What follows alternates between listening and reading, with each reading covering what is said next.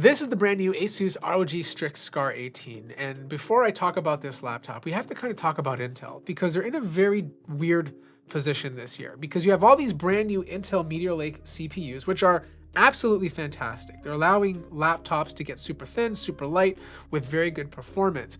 But on the high gaming end, like the thick boys, they're not using, or most of them are not using Meteor Lake processors. They're using 14th gen processors. Like this one here has an i9-14900HX, and it's not based on Meteor Lake. It's based on Raptor Lake, the same sort of architecture that you found in the 13th gen CPUs. And because of that, we're not seeing a massive performance uplift this year. It's very similar in the desktop space. Like it's just a slight bump, and it's not anything dramatic to talk about. So manufacturers have to get creative. So there's only basically one thing they can do. They can come out with some pretty good designs and offer you packages that include more.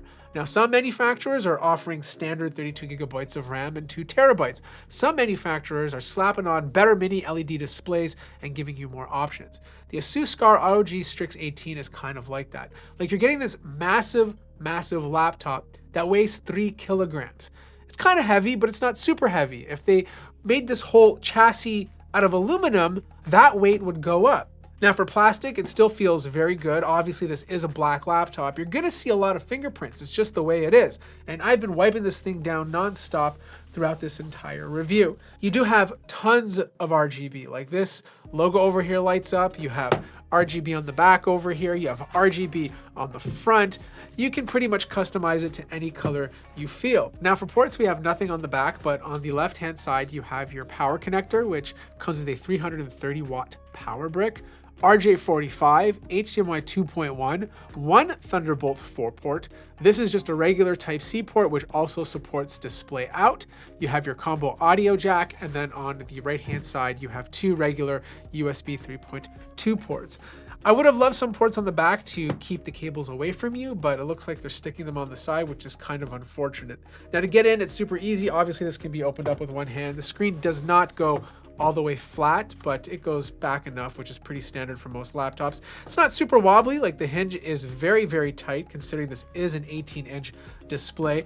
The deck of the keyboard I think looks really cool, and if you want a laptop to look like a gaming laptop, I think ASUS did the job for that. But you have some branding on the right-hand side.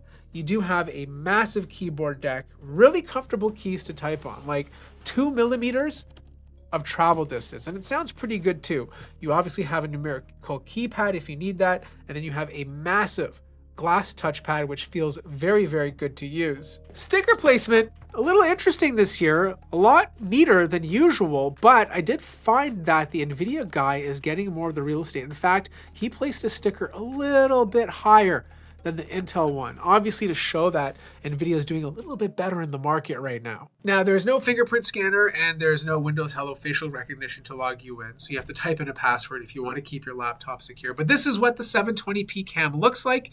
You guys let me know how the microphones sound and how it actually looks. But the star of the show is this display. It's an 18-inch, 16 by 10, 2560 by 1600 mini LED display, which is much better than the mini LED display they used last year. This has over 2,000 zones, which is crazy. And this screen can get really bright. Like standard SDR is around 540-ish nits of brightness, but this can go all the way up to 1100 nits of peak brightness. Now, I have a MacBook Pro 16 here, and usually it's like the gold standard for like HDR displays. I put this thing beside it, and it looks really good. Like, they're a little bit different. I find that this display tends to be a bit more contrasty, like oranges and reds are very vibrant compared to the oranges and reds on the MacBook Pro 16. So you could probably fine tune it yourself if you want to tone it down. But for a matte display, like it looks really good. Like if you're buying this to game or watch content on it and you leave HDR on, like everything looks incredible. Color gamut is obviously really good. Color accuracy is obviously fantastic. If you're using this for any sort of color correction or design work, you're gonna love this display. Now, speakers are coming out of two of them on the bottom. They are clear and clean, but they don't get like really loud just because, again, there are only two speakers on the bottom. But they did a pretty good job of projecting them because it feels like there's two more speakers at the top, but the review guide says there's only two. Now, performance is not as interesting as the mini LED display inside of here. Like, it is using a faster i9-14900HX CPU. You do have 32 gigabytes of RAM with faster 5600 megahertz memory. And of course, you have that beautiful 18-inch mini LED matte display paired with 2 terabytes of storage. Now, if you want this specific SKU, it's going to cost you $4,000. And when testing this CPU, I wanted to pair it against last year's ASUS ROG Scar 17, which had the Ryzen 9 7945HX 3D CPU, which was the leader last year in CPU performance. And I also tested it against the MSI Titan GT 77 that was using an Intel 13th gen CPU. In single core clock speeds, this thing absolutely takes the lead. It's the fastest gaming laptop when it comes to single core clock speeds. But as you can imagine, in most things, this really doesn't make a difference because in multi-core speeds, the Scar 17 is still faster. Like, this is an improvement compared to last year's 13th gen processor, but it's still not beating the 3D V-Cache CPU from AMD. And that's kind of the story throughout this entire review. It just can't beat that Scar 17. Like, don't get me wrong, Premiere Pro, this is the fastest laptop compared to the other two that I mentioned. But in Photoshop, you have a faster experience on the AMD processor because it can sustain those higher core clock speeds for longer.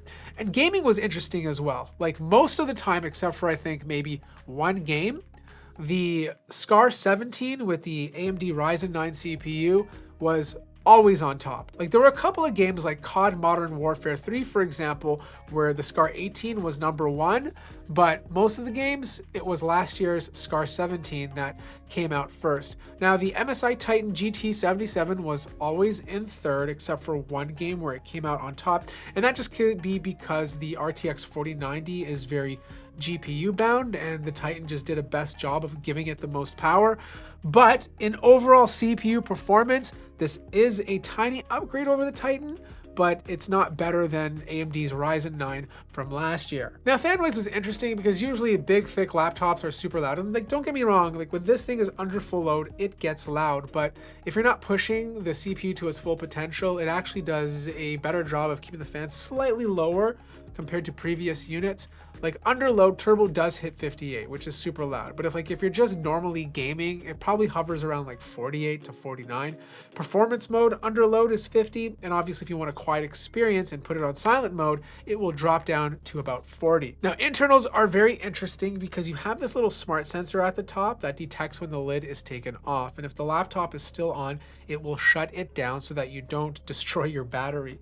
A lot to look at though. Like, you have a tri-fan setup, a bigger one on the left, a smaller one on the right hand side, and a teeny tiny one at the bottom. This is actually not over anything. All it's really doing is taking air from the bottom of your laptop and then blowing it across the CPU and GPU. There's a lot of copper here. Like, not only do you have your standard heat pipes running across the middle, you also have a massive one running across the top. You do have 2 slots for your drive, so this one is populated, and there is a second slot over here. You have a swappable Wi-Fi card. You have your RAM slots, which are obviously not soldered on, and you can upgrade this to a total of 64. You have a 90 watt hour battery, which I was getting around 5 hours and 42 minutes before needing to charge. Now, this obviously supports advanced Optimus, so this does have a mux switch, so you can obviously switch back and forth between using the internal GPU or even the dedicated GPU. So here's the thing, the i9-14900HX is really not a massive upgrade compared to last year's 13th gen, and it's definitely not beating out the Ryzen 9 from AMD.